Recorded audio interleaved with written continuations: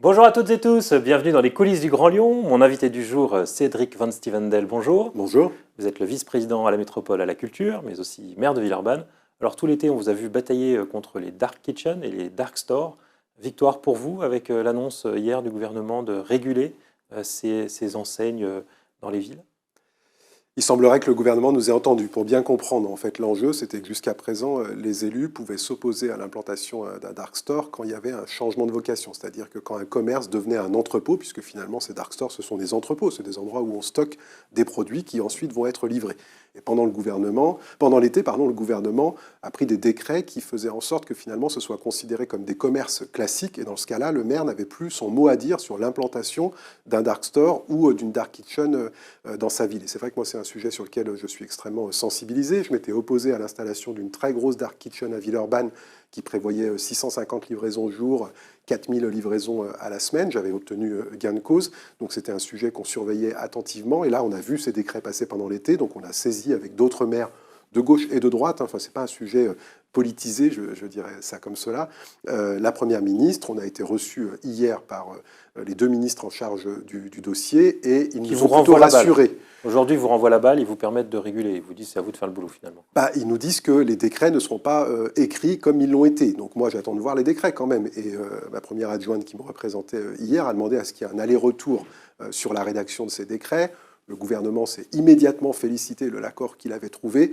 Vous connaissez mon côté un peu prudent avec ce gouvernement. Donc moi, j'attends de voir la reformulation des décrets pour vérifier si les outils juridiques à notre main restent bien les mêmes comme ils étaient avant l'été. Il y en a 7 ou 8 déjà à Villeurbanne. Vous allez pouvoir les fermer ? Non, on ne pourra pas les fermer. Il y en a par contre 7 ou 8 en demande d'installation et sur lequel on aura toujours un pouvoir de négociation. Encore une fois, moi, je ne suis pas binaire là-dessus. Enfin, je ne veux pas dire je vais interdire les dark stores. Simplement, je veux à la fois une réflexion de fond sur le sujet et c'est pour ça que j'ai mandaté l'Assemblée citoyenne qui nous rendra ses conclusions en novembre de cette année en allant à la rencontre des Villeurbanaises et des Villeurbanais, en allant à la rencontre des acteurs et de ce commerce et de celles et ceux qui sont déjà en place, les commerçants qui sont à Villeurbanne et qui font vivre cette ville. Donc je souhaite qu'il y ait un débat de société, mais dans ce temps-là, je ne souhaite pas que le gouvernement cède au lobby finalement de ces plateformes multinationales en les laissant faire ce qu'ils veulent. Ce n'est pas ma vision de la ville. Qui crée de l'emploi en ce moment, dans une période où on en a plutôt besoin ? Qui crée un emploi d'abord d'une précarité incroyable, parce que leur grand modèle, en fait, c'est de nous annoncer qu'ils recrutent tout le monde en CDI, qu'ils les équipent de véhicules à énergie renouvelable ou en tout cas non thermique. Et puis, dès que le produit est installé, ils nous disent que la maquette économique ne marche pas et ils retournent à l'auto-entrepreneuriat où les personnes sont obligées de s'équiper elles-mêmes, de se payer elles-mêmes leur outil de livraison, et on se retrouve avec 70% des livraisons qui sont faites par des véhicules thermiques, et avec une multiplication des livraisons sur la ville qui génère beaucoup de nuisances. Et il y a aussi cette question-là qui est posée, parce que moi, les habitants, quand ils m'interpellent en disant mais que font les 15-20 livreurs là toute la journée à attendre en bas, à faire un certain nombre de bruits, à avoir des nuisances, parce qu'ils n'ont pas d'endroit pour attendre les livraisons, ils ne sont même pas protégés de la pluie. Donc moi, c'est aussi ça que je veux interroger. Et puis enfin, ça a été aussi les orientations que j'ai données au ministre en disant que je voulais qu'on réfléchisse à cela.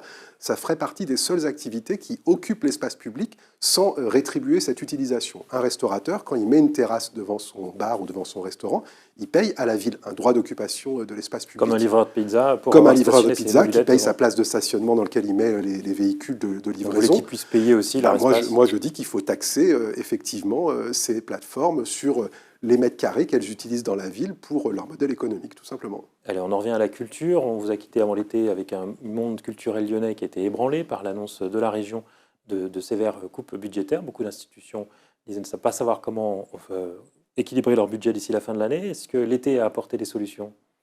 Aucune, et si j'ai quitté les acteurs culturels ébranlés, je les retrouve extrêmement inquiets parce que les échéances approchent, la construction budgétaire de 2023 est devant eux et il n'y a aucune solution à l'horizon. Enfin, on a des institutions comme la Villa Gilet, qui n'est pas une institution de la métropole, plus attachée à la ville de Lyon, mais qui ne sait pas monter son année de programmation 2023. Donc là-dessus, Laurent Wauquiez a une attitude extrêmement coupable, à la fois dans la brutalité et dans l'absence de dialogue dialogue et de concertation qui est sa méthode de fabrique finalement sur la question de la culture.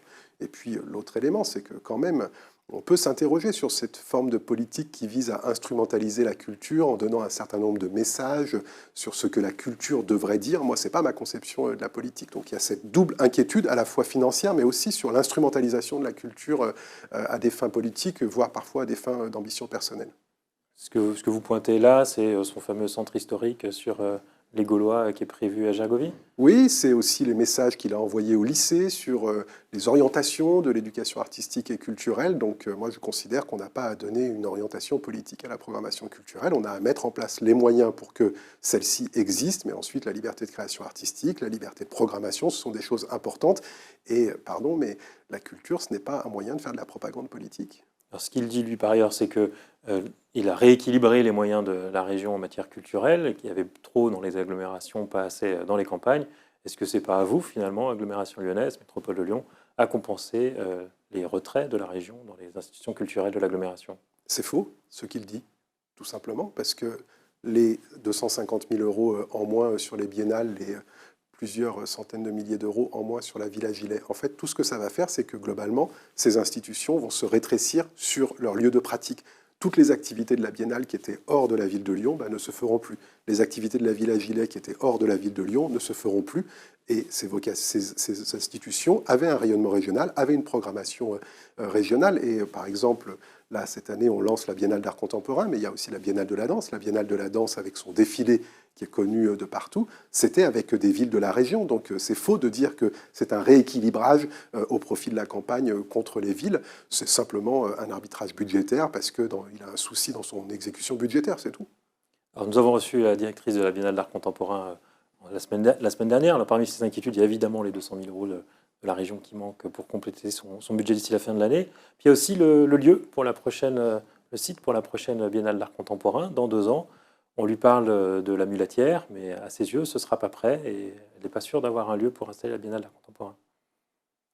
Moi, je comprends l'inquiétude d'Isabelle Bertolucci. Après, plusieurs fois, je l'ai rassurée là-dessus en disant que la collectivité métropole de Lyon, qui est la principale financeur de ces biennales de la danse et de ces biennales d'art contemporain, vous ne reviendrez pas en arrière, Fagor, ça deviendra un entrepôt pour les tramways. Agiter en permanence une forme d'angoisse, ça n'aide pas à travailler. Donc il y aura une édition 2024, il y aura un lieu pour l'édition 2024, et il y aura un lieu pérenne qui va être proposé. On est en train de travailler. Tous les acteurs le savent très bien. Je comprends qu'il y ait besoin de mettre un peu de pression politique, mais je rappelle à la Biennale d'art contemporain et aux acteurs de la Biennale au global, avec la Biennale de la danse, qu'on a toujours tenu nos engagements. Et donc, je ne crois pas que ça soit très utile de continuer à agiter pour inquiéter, parce qu'il y aura un lieu pour 24 et il y aura un lieu pour 26. Ce sont des projets, moi, qui me tiennent extrêmement à cœur. Les créations commencent en janvier prochain, quand elle va commencer à rencontrer les artistes dans le monde entier, et qu'il faut qu'elle puisse leur proposer un lieu où créer. Eh bien, elle aura un lieu à leur proposer à ce moment-là. Je m'y engage devant vous. Sur les questions budgétaires en matière de culture, on a vu la maire de Strasbourg annoncer des fermetures de musées par raison d'économie. Est-ce que c'est quelque chose que vous pourriez envisager, notamment cet hiver, s'il fallait faire des économies d'énergie? Non, je ne le crois pas, parce que d'abord, on a la chance d'avoir des acteurs locaux qui sont extrêmement sensibilisés à cette question des économies d'énergie. J'étais hier avec les équipes du musée des Confluences qui ont déjà anticipé un certain nombre de choses en la matière, que ce soit par des travaux qui vont être réalisés dès cette année et dans les années à venir pour baisser les consommations d'énergie, que ce soit par des adaptations de fonctionnement. Mais moi, aujourd'hui, vraiment, je ne pense pas que la priorité, ce soit fermer des lieux de culture par rapport à la question des économies d'énergie. C'est de fermer un jour de plus par semaine. Non, mais je préfère qu'on baisse la température, je préfère qu'on engage des transformations, mais toucher à la culture sur cet aspect-là ne me correspond pas. Et par ailleurs, je voudrais vraiment saluer les équipes du musée Confluence qui ont fait des chiffres records d'affluence cet été, les meilleurs depuis 2017, donc ils retrouvent leur public, ils font un super boulot, donc moi je ne veux pas afficher ce genre de choses. Par contre, il y a un vrai travail à faire, mais encore une fois je le dis, tout le monde s'est engagé là-dessus, les nuits de Fourvière, etc., sur le bilan carbone, sur les économies d'énergie. Et je voyais hier que l'OL s'y mettait aussi, donc on voit bien qu'on est sur un terreau d'acteurs qui est très sensibilisé à cela et qui, j'espère, nous évitera les polémiques inutiles comme on a pu les voir hier sur d'autres acteurs sportifs. Vous dites un mot sur Nuit de Fourvière. Nuit de Fourvière vont changer de directeur historique qui a fondé part à la retraite. Est-ce que ce sera l'occasion de nommer son remplaçant d'un changement de modèle? On sait que la gauche, particulièrement les écologistes, quand vous étiez dans l'opposition, vous étiez assez critique avec ce festival qui coûte relativement cher en argent public pour faire venir des têtes d'affiche qui pourraient aller ailleurs dans l'agglomération. Parfois, de ne pas avoir été dans l'exécutif précédent me permet d'avoir une parole un peu plus libre. Donc moi, je n'ai jamais été de ceux qui ont critiqué ce festival. J'ai une forme d'admiration pour le travail de Dominique Delorme sur ses presque 20 ans, puisqu'il partira l'année prochaine et ça fera 20 ans.